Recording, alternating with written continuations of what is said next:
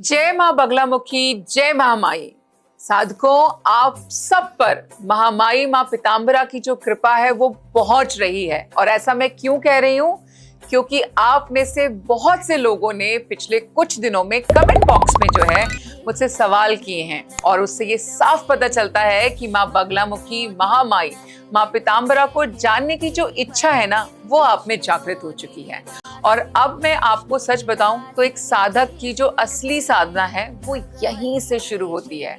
आपकी जिज्ञासा ही आपको मां बगलामुखी की शक्ति और ऊर्जा तक पहुंचाने का पहला मार्ग है, जिसे आप सब ने जो है वो पार कर लिया है। तो मैं बहुत खुश हूं कि आप सबके मन में मां बगलामुखी को जानने की, उनके बारे में जानने की, उनकी साधनाओं को जानने की जो ये इच्छा है ना, बस यही वो एक सही शुरुआत है जो एक साधक में होनी चाहिए। आज इस वीडियो को मैं आपके ही एक सवाल से स्टार्ट कर रही हूँ, जिसमें आपने पूछा था कि क्या हम बिना गुरु दीक्षा के मां बगलामुखी की साधना कर सकते हैं?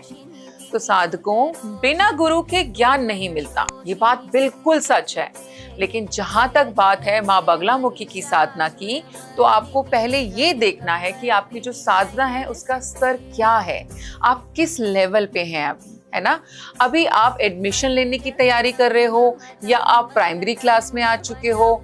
साधना आखिर आपकी कहाँ पहुंची है, आप साधना में कहाँ तक पहुंचे हो, पहले ये पता करना बहुत ज्यादा जरूरी है।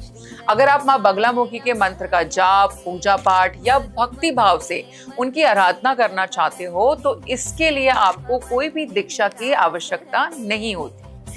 अगर आपके पास किसी गुरु की दीक्षा है तो आप उनके मंत्र जैसे कि ओम ह्लीम बगलामुखी सर्वदुष्टानां वाचम मुखम पदम स्तंभे जिह्वाम कीले बुद्धि विनाशे ह्लीम ओम स्वाहा, इसका जप आप जो है कर सकते हो।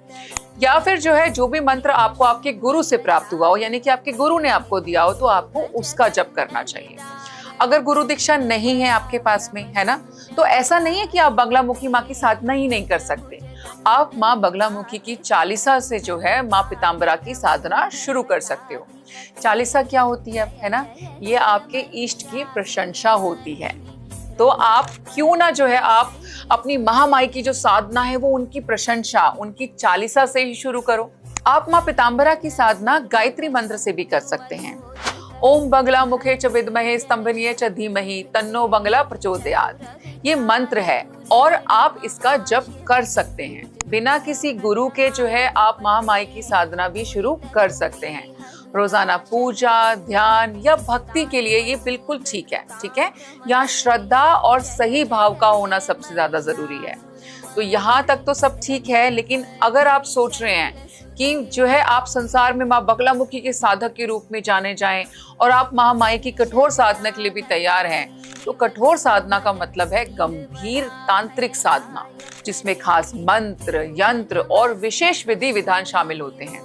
तो इसके लिए मेरा मानना है कि आपको गुरु दीक्षा बहुत ही ज्यादा जरूरी होती है। और वो क्यों जरूरी होती है? क्योंकि तंत्र शास्त्र में माँ बगलामुखी की जो साधना है ना, उसको बहुत ही शक्तिशाली और मुश्किल भी माना जाता है। तो बिना सही मार्गदर्शन के गलतियां हो सकती हैं हमसे, जिससे आपको क्या होगा, फायदे के बदले पहले नुकसान हो जाएगा। इसीलिए गुरु दीक्षा बेहद जरूरी है, क्योंकि गुरु की सही गाइडेंस होगी तभी आप सही मंत्र, सही उच्चारण और सही विधि भी सीख पाते हो। बगलामुखी साधना में जो है मंत्रों का सही उच्चारण और नियम बहुत ही ज्यादा जरूरी होते हैं। कर्म दीक्षा भी बहुत जरूरी है। बीज मंत्रों को कैसे पढ़ना है, कैसे उच्चारण करना है, ये जानना भी बहुत ज्यादा जरूरी है।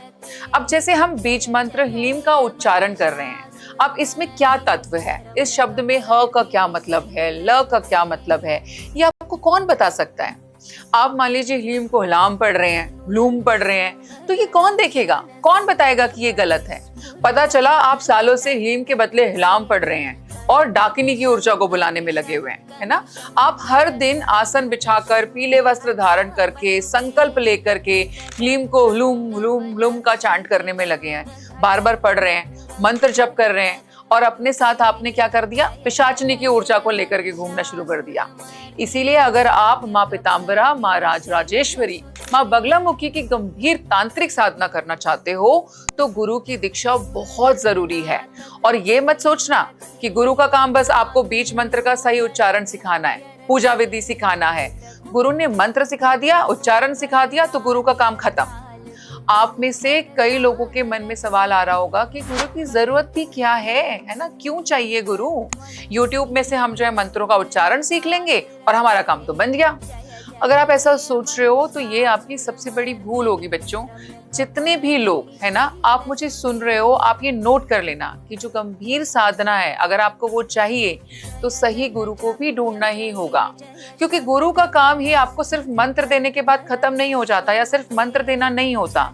गुरु दीक्षा के दौरान जो है आपकी शक्ति, अपनी ऊर्जा को आपको ट्रांसफर किया जाता है, जिससे आपकी साधना में और ज्यादा बल मिलता है। और ये भी आपको जो है गांठ बांध लेनी चाहिए बात, तांत्रिक साधना में ऊर्जा बहुत ही तीव्र होती है। जब आप दीक्षा लेकर के माँ बगलामुखी की साधना शुरू करते हैं तो कई तरह की ऊर्जाएं जो है वो आपके संपर्क में आने की कोशिश करती हैं, ताकि आपका ध्यान भटका सकें, है ना, आपकी साधना में रुकावट लेकर के आए। लेकिन एक गुरु ही होता है जो आपको गलत और नेगेटिव प्रभावों से बचाने में और आपकी साधना को संतुलित करने में जो है आपकी मदद करता है। तो साधकों, तंत्र शास्त्र में जो है गुरु शिष्य जो परंपरा है, ये बहुत इंपॉर्टेंट होती है। इसकी इंपॉर्टेंस बहुत ज्यादा हाई है। टीचर की गाइडेंस में जो है आप स्पिरिचुअली डिसिप्लिन्ड बनते हैं। लेकिन अगर आप बिना किसी दीक्षा के माँ बगलामुखी, माँ राजराजेश्वरी की साधना कर रहे हैं तो रिस्क भी है। और ये रिस्क क्या है? मंत्रों के उच्चारण में आपसे गलती हो सकती है। गलत मंत्र उच्चारण से साधना का प्रभाव जो है वो बिल्कुल कम हो जाएगा। गलत विधि से जो है नकारात्मक ऊर्जा का प्रभाव भी बढ़ सकता है। बिना गुरु के मार्गदर्शन के आप साधना के गहरे प्रभावों को समझ भी नहीं पाते हो, जिससे मानसिक या शारीरिक परेशानी हो सकती है आपको। अब आपका सवाल होगा कि तो आखिर हम करें क्या, है ना? तो मैं ये नहीं कहती कि आप सब कुछ छोड़ करके गुरु की तलाश में निकल जाओ, क्योंकि तलाश करने से गुरु कभी भी नहीं मिल सकता। हम बोलते हैं ना, when you are ready, Guru appears। तो जब आप जो पात्र हैं, है ना, जब आप लेने के लिए तैयार हो जाएंगे तो आपका गुरु भी आपके सामने अपने आप ही आ जाएगा। तो सबसे पहले तो अपनी तैयारी शुरू कर दो। तो हमेशा जो है वो शुरुआत आपने आसानी से करनी है, धीरे धीरे अपनी क्षमता को आपने यहाँ बढ़ाना है। माँ बगलामुखी की सामान्य पूजा, मंत्र जाप ध्यान से शुरू करो। इसके लिए आपको कोई दीक्षा की जरूरत नहीं है ना, कोई पूजा करनी है, माँ का ध्यान लगाना, इसके लिए आपको कोई दीक्षा नहीं चाहिए। माँ की मूर्ति या यंत्र के सामने आपने बैठ करके पीले फूल माँ को चढ़ाने हैं, दीप जलाइए, बाती को भी पीले रंग का रखिए।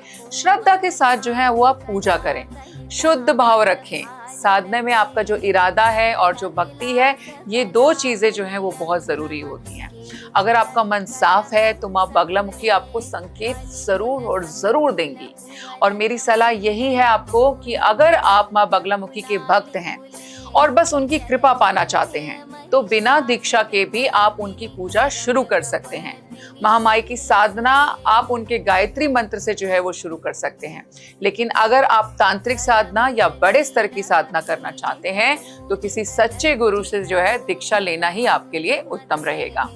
माँ बगलामुखी की साधना बहुत शक्तिशाली है, इसीलिए आपने इसको श्रद्धा, विश्वास और सही विधि से भी करना है।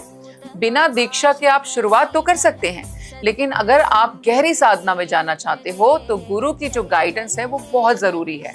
इसीलिए अभी के लिए माँ बगलामुखी की शक्ति को, माँ बगलामुखी की ऊर्जा को आप समझिए।